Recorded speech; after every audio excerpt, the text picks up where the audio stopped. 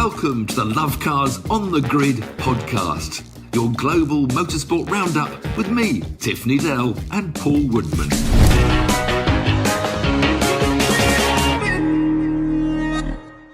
Welcome to Lovecars On The Grid, your global motorsport roundup. Quite an interesting weekend. There was lots going on, none of the big stuff like Formula One, but we got WRC, Moto GP, Formula E, IMSA, Indycar, NASCAR. So there was plenty of action, but I think... Can I just point out, Paul, I've been cruising with the Porsche Club Northern Ireland's 25th birthday in Ireland, and we're up near Westport doing some amazing roads. I haven't watched anything, but I have been researching. I've read all the results, I've read all the gossip, but I haven't actually seen any motorsport this weekend. Yeah, well, I think we should start off because one of the most brutal races in the world, if not the most brutal race in the world, the Isle of Man TT race. If you're not aware of it, it's a motorbike race on the roads of the Isle of Man. And it is just the most insane thing you've ever seen in your life. The average speed is about 130 miles an hour on the big guys, just a bit more than that, actually. On these roads, these small country roads, and sadly, we've already seen 2 deaths. It hasn't really kicked off properly. Olivier Lavarelle in the sidecars, and then the Welsh Mark Purslow as well. So really horrid. It's always controversial. I always say it's not actually a race because it's a time trial, isn't it? They depart, 30-second intervals, so it's all against the clock. But it's one of these events that a lot of people question, should it still be allowed to run, but I think it's brilliant that this is what riders want to do, and they know the dangers they face in this incredible circuit. The buzz of running around there, I see Jason Plato's there, the few drivers are over there watching, Tim Harvey I think's been over, and they're a little blown away, And I've been around the whole course in a Subaru one year when it was closed, and it's quite a challenge, and riders know the risks, and sadly it happens too often, maybe at the Isle of Man TT, but no. It's always too much. But let me tell you, let me just put this on record that if ever anything happens with me, I've had a few Caterham crashes. If anything happens, don't let anything stop. Let them continue doing whatever they need to do. Don't cancel the meeting. No. Keep the meeting going. I don't know any racing driver in the world that will want to do that. So don't cancel the meeting. Keep it going. In fact, take a day off on Monday. Say that you're my friend and that you're in mourning. Just have a day off on me. I mean, don't have a day off on me. That's a very generous legacy you're leaving there, Paul. I should remember that one. But I would imagine all of these riders would be delighted that it is going on, and it is going on. Not just in their honour, but for all those crazy bike guys. It was terrible for the family left behind, children and wives and stuff. But they're in it. They all know what they're facing. So, World Rally Championship, our man Elfyn Evans, he's having a bit of a torrid time. He's been so close, but he's always had little stumbling blocks, and he had a big one over the weekend. Sebastian Ogier, his teammate, they just sort of stole the crowd in the last round both years. And of course, Ogier is now sort of retired, but he still comes back for some rallies. So Elfyn must have thought, this is the year now. Now I'm the team leader. And this flipping kid, Galle Rovampera, has come on and just blown the whole scene away. They won 3 on the trot. But this weekend, he couldn't quite make it. It was a really tough, really hot out in Sardinia. And of course, the championship leader, you start first on the road on the first day. You're the road sweeper. And whereas amazingly, it was Portugal, wasn't the last one, Rovampera managed to sweep the roads on day one, dropping down, and then climb back up and win the rally. But in Sardinia, it was so dusty, and even Rovampera couldn't make a miracle and make up for the deficit he lost on day one. And it wasn't just, this road sweeping. There was dust hanging in the air. They're all complaining.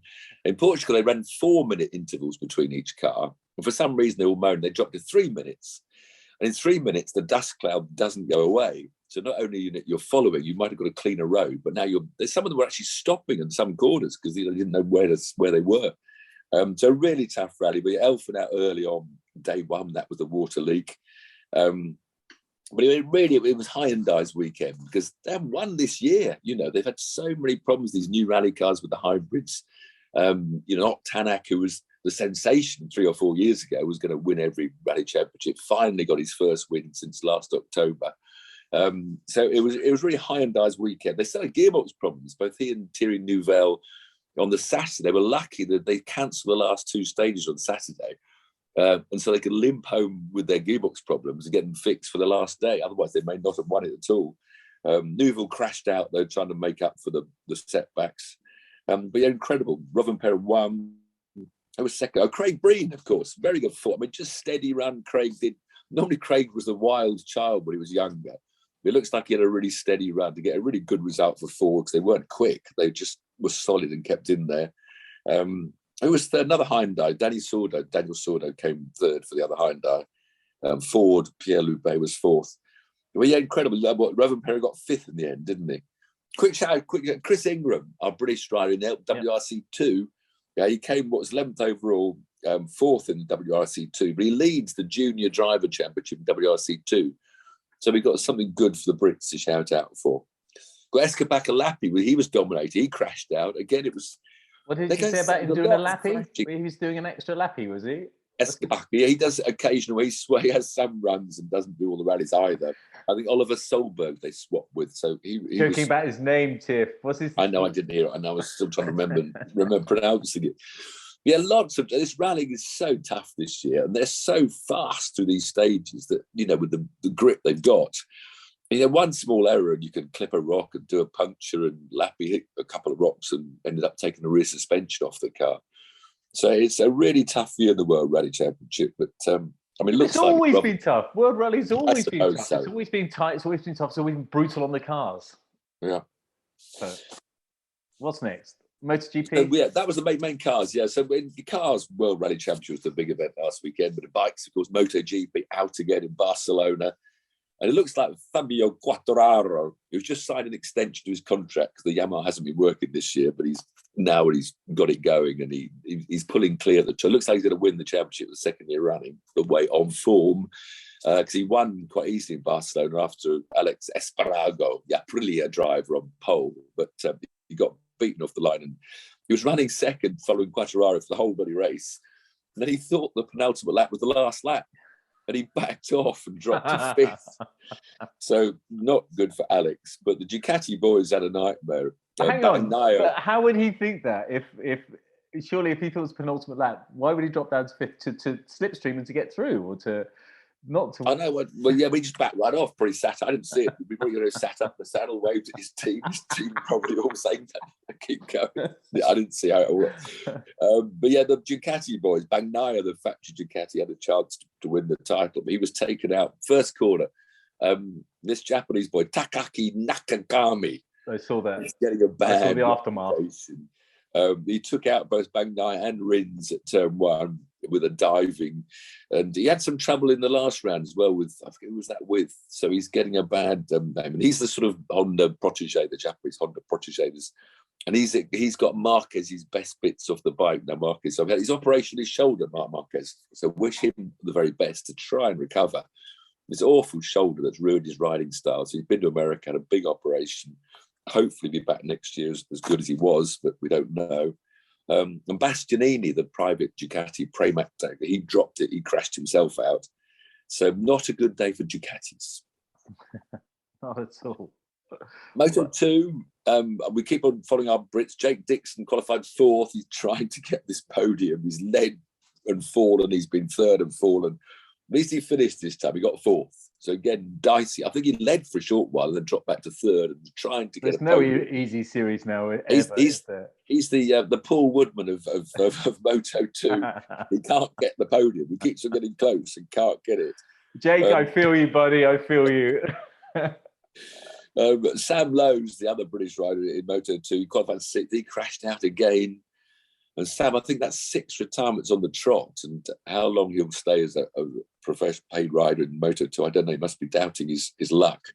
But of course, they expected Pedro Costa, our big favourite, the Moto3 kid champion from last year, because he led in France, looked like he was going to win his first race. He dropped it. Then he blew everybody at Mugello.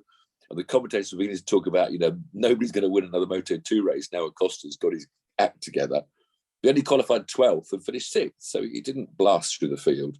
I wonder what the difference is. Is it just because there's so much more experienced riders now? The bikes are bigger, heavier, more powerful? Yeah, I think they are heavier, for the kids to jump up, a lot more power. It's a lot quicker than Moto3. And as you said, experienced riders like Sam Lowe's, there are riders that have been there for 4 or 5 years. So it's not as easy as maybe they thought. But the Costa talent will surely shine through in the end. Yes. Moto3 are 3 Brits. John McPhee qualified 11th, got up to 7th. Scott Ogden, we still think Scott's going to be a star of the future. He qualified 12th, but where was he? He qualified the 13th and ended up 14th. He seems to be able to stay with the pack. He hasn't yet got the overtaking. He's beating Grand Prix winners. I think one right behind him was a Japanese kid who's won a Grand Prix. So he's on the pace, but hasn't quite got the race experience. When you watch those Moto3s, they crossed the line 7 bikes separated by half a second. It's just crazy stuff. Josh Watley, unfortunately, didn't finish, our third Brit. So always hope for the Brits, but it's really interesting to watch it now to see this whether Scott Ogden can make it through the ranks. So we need some British riders who are none in MotoGP. So Scott Dixon's the closest, perhaps, to making that break, because I think Sam Lowe has had a year or two in MotoGP and dropped back out again. But always good entertainment. I didn't see it obviously on the telly, but always good entertainment. If it wasn't for Brexit, we could cheer for some Europeans, maybe, or we can cheer for the Europeans anyway. No, we still have to cheer for Brit, even if we can't look at every rider. We have to have a bit of British, not bias, otherwise our friendly people will say we're biased. So we're supporting British riders, helping public. Last night there was a Football World Cup qualifier. This is a motorsport podcast, but Football World Cup qualifier, Wales versus Ukraine. I don't think that. Congratulations to Wales, but I don't think your PR department has done you much good. Did a tweet like that, didn't he? A great win for Wales, disaster PR exercise.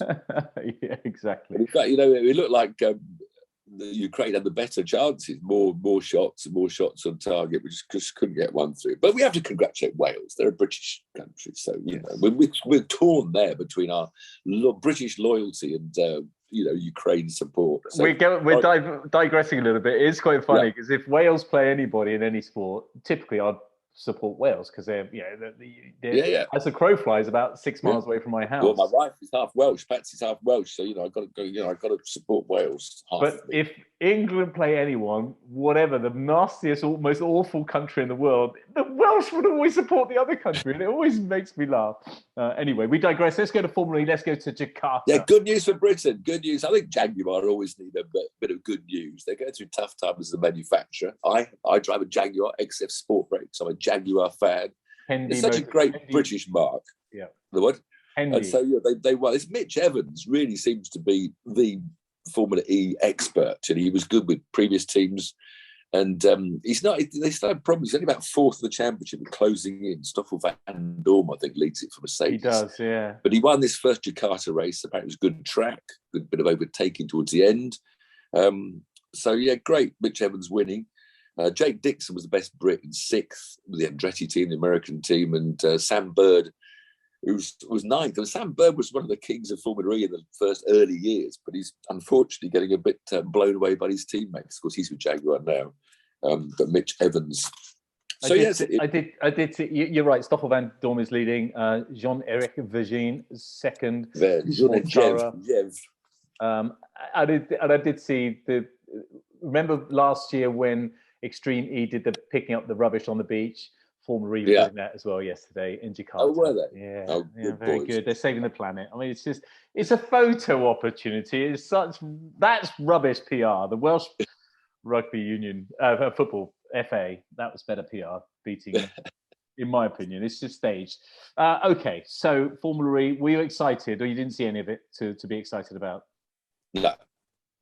Would you be excited anyway? It was a reasonable race, because apparently, Mitch seems to managed to overtake it, but he overtook just because the leader at the time, which was Vernon, I think, lifted and coasted, and so if you don't lift and coast, you overtake. But of course, if you overtake, you use too much power on that lap, and then you have to defend with a power disadvantage. It's a strange form of motorsport. So it always looks close. So here's some trivia. It does look close. Here's trivia for you. Stoffel Van Dorn, what was his number in Formula One? What was his racing number in Formula One? I don't know. He did one Grand Prix, didn't he? Number 2. Because we put something on social media said, what would your race number be? And somebody said number 2, like the legend. Now, the only person I could see in the whole of Formula One that's ever raced in Formula One was Stoffel Van Dorn, but. So Stoffel's a legend now. Well, I don't know. He's a real medium kid, isn't he? Forever doing stuff. Okay. Where we go next? IMSA. Over to America. IMSA. Over to America. To Belle Isle. This is the last weekend they're racing on this famous Belle Isle. Is IMSA not an acronym? It's IMSA, the International Motorsports Association. So, yeah, thank you. Everyone says IMSA. Okay. IMSA. So it's this amazing Belle Isle, this ridiculously tight track. I mean, they go from wall to wall to wall at very high speed. So they have the IMSA sports cars on the Saturday and then the Indycar on the Sunday. But this was the last weekend of Belle Isle. But I've got fond memories because I raced a celebrity race in the Chrysler Neon.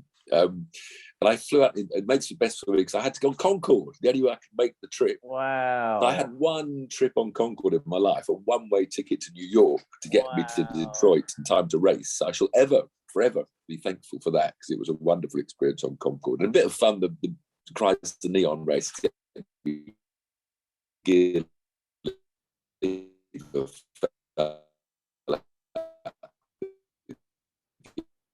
Oh no! James race. So it was a wonderful, memorable weekend. But I got to watch the IndyCar while they were on. Nigel Mansell was in the race. It's such an incredible track. But the IMSA sports car race is run by the Cadillac of Sebastian Bourdais, and as you have great career. You see all these Formula One drivers that get kicked out. If there's sense, they can have wonderful careers for like 10 years in America. Bourdais done IndyCar. He's now doing sports cars, sharing with Van der Zande. The Brits, the British pairing that raced for Acura finished second, Ollie Jarvis and Tom Blomqvist. So I always think Tom Blomqvist should be Swedish because his dad was Swedish. It's funny, I always think it's like Rosberg, Nico Rosberg was German, and of course, his dad was Finnish. So I know you shouldn't have to have your dad's nationality, but it's sort of when you get a famous name like Blomqvist, and I say he's a British driver, I feel a bit wrong in saying it. Sorry, Tom. Maybe Tom, his mother's British. Yeah, there you go. So they're good races, but the IndyCar race sounded like a pretty. Detroit's always a weird race because it's very much tire dependence. It's very much a 3-stop or 2-stop choice. Because they're the alternate tire, they call it the red sidewall tire. They have two very different tires in IndyCar, and you have to use them both. So it's a bit like Formula One. But of course, pit stops take longer because you only got the 4 mechanics doing the 4 wheels and you're refueling at the same time. And Detroit is always about tyres because, as I said, the red tire runs out of grip very quickly. But if you get a 2-stopper, you've got to try and make it last for 10 or 15 laps. But I think Rossi was the first. He only did 6 laps opening on the quicker tyre. So it was a race with so much overtaking, so much confusion, a bit like the middle of a Grand Prix sometimes. Would be, in fact, like Barcelona was bad, wasn't it? People coming in and out the pits. You sort of almost lost track of who was where. And it was Will Power that came to win, and he qualified 16th. So imagine like Monaco, you can win from 16th. You'd be told you're crazy. But in IndyCar, because of the strategy and the tyre changes and the pace cars, you can do this. So it was apparently a confusing race, but Rossi was catching power towards the end, so it got very tight at the end. Rossi ran another couple of laps, you'd had him. Big news because Rossi is leaving Andretti Motorsport and going to McLaren next year, so there's a bit of team gossip in IndyCar.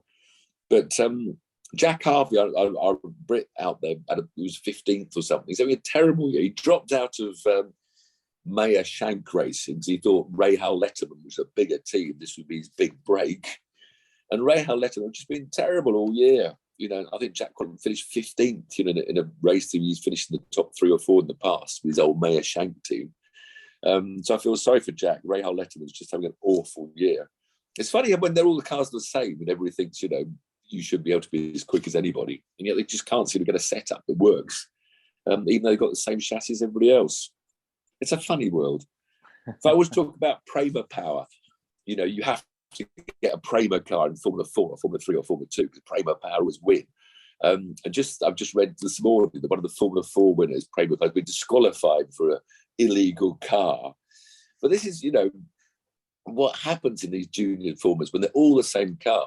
The team engineers are all looking for some little tweak which might be on a grey area legality-wise. They might be stretching a millimetre more ride height here or there that will make that difference. When the cars are all the same, tiny differences can make you a winner or not. So, and IndyCar is that. IndyCar, you still need great engineers. People complain about it being a one-make formula, so it's not a good challenge for engineers. But it is. It's a massive challenge because, you're working in such, tight margins to get a win. So yeah, sounds like very entertaining. And Belle Isle, it's the last Belle Isle. I think they go for a street race next year. I think Might be a permanent course. I don't know. But yeah, and of course NASCAR was entertaining again. Always there's a new race, of course. You say that always entertaining. It's not always entertaining at all. You're talking rubbish. Well, read the race report. I haven't seen it. But it's not always entertaining. Well, all right then. 9 times out of 10, you get. There was loads of incidents. 6 times out of 10, 4 times out of 10. You never watch it. How do you know? Because it's not entertaining. Kyle Busch was robbed of a win again. He's cruising to a win that looked a bit boring. Then, of course, it's like a Michael Massey moment. They have a lot of those because someone crashed with 2 laps to go. So all of a sudden, cruising to a win after about 300 laps, 2 to go, and the bloody safety car comes out because someone else crashes. So you all have to reform. So he then had Joey Logano on the front row for the restart, the green-white checker, a 2-lap race to victory. And Joey had Ryan Blaney, a teammate, behind him. So he got a good push at the restart, got to the lead and won, got away. So Kyle Busch, so it looked like he was going to cruise to a win, didn't. But the drama was going on, and loads of people falling off and spinning out. And the melon man I've talked about, Ross Chastain, who's won 2 races this year, smashes the melon. When he got into big trouble, he took out 2 big names. He took out the 11. Who was it? Denny Hamlin and Chase. He made 2 crazy moves. Wow. But the lovely thing again about NASCAR, so he went and apologised to everybody, Chastain. He said, guys, I know I got carried away, I just dived in and I know I shouldn't have, and I should know better than that. And he just said, but I know it'll come back to me. Because you will get taken out by the people you took out at some time in the future. So now he's driving around for the rest of the season, waiting for Denny Hamlin to come looming in his mirrors, knowing that he may well be given a tap. They don't forget. Well, I don't suppose you watched it as you're gallivanting on this Irish trip, but BBC Top Gear was back last night, and they did. What's that program? Is it? Yeah, they did a bit of a like a cheap man's NASCAR, is like banger racing effectively, but they were all giving each other a tap, as you can imagine. But anyone that saw it, let us know what you think below in the comments on. But they were tapping to a choreographed plan as opposed to tapping at 200 miles an hour with concrete walls all around. To try and win a race or not. I've got a bit of NASCAR news. Kimi Räikkönen is going to be appearing in the New York. Is it a proper NASCAR race? Is it the Glen? Watkins Glen, one of the street courses. It's in Glen. In fact, there's a street course this weekend, Sonoma. So you want to see the big V8s on a street course? They're down in California at Simona Raceway this weekend. But yes, Kimi's the Kim circuit. Even he can't resist a NASCAR ride. He knows it's good. He knows it's entertainment. He knows he could win from nowhere. It's going to be NASCAR Cup Series event in New York in August is when he's going to be there. So yeah, he'll drive the Watkins Glen race. He's going to be driving a Camaro ZL1, and that's part of, I think. Am I right in saying Pitbull, the rapper, owns that team? I think, or am I making that up? Yes, well, that's the Melon Man's team. Right, okay. So he's a teammate with Ross Chastain, who's won 2 races. Yes, I know some NASCAR trivia. Of course, last week we also had the Le Mans test weekend. Last weekend, the Toyota's quickest, but they're all running to different, balance of powers going on. The GT cars were down at Paul Ricard going round and round. A Ferrari won the race down there, and Valentino Rossi came 5th, I think, in his Audi.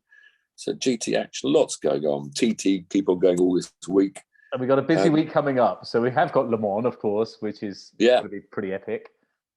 And F1 at Azerbaijan. I love Azerbaijan. It's a great street track. I mean, that really is entertaining. Formula 2s are out there as well. So F1 and F2 at Azerbaijan, the Le Mans 24-hour race, which just I'm not too excited. We need those other manufacturers to come in, just having 4 or 5 GT1s, the hypercars, 2 Toyotas and 2 Glickenhaus and an Alpine isn't really enough to make me too excited about this year's Le Mans, but it's always a wonderful event, a wonderful week. And then Indycar, Road America, a track I've never raced on, but every driver that's ever raced around Road America said this is the best road course. It's just about 4 miles long, every type of corner, just grass verges and track, nothing, no runoff anywhere. I think turn 1's got runoff. They're allowed to go out if they want. They don't put the track limits there. But a really great straight Road America. Otherwise, on the bikes, World Superbikes, Misano. But just remind our viewers and listeners what are you doing in Ireland? It's the Porsche Club. Porsche Club Ireland is their 25th birthday, and I've been joining the teams driving around some most wonderful roads up What near car? Westport. What car are you in? Well, they're all in Porsches. And well, I had to rent a car, didn't I? And it's a lovely Hyundai i20, which it needs a bit of winding up, I must admit. And the gearbox is being greatly used, like a manual gearbox. It's a lovely little car. I mean, I get the same view as the Porsche drivers. I just don't quite keep up with them, some of them. But I haven't done. They've been doing it for 3 days. We've only joined for one of them. And, Okay. Enjoy the rest of your Porsche club. We're going to Galway today. We're going to Galway. So we are for the crack and a Guinness. No, you're not going for some crack. We're going to cut there. The crack. Oh, the crack. Someone else. Thanks for joining us. Bye, everyone. Cheers.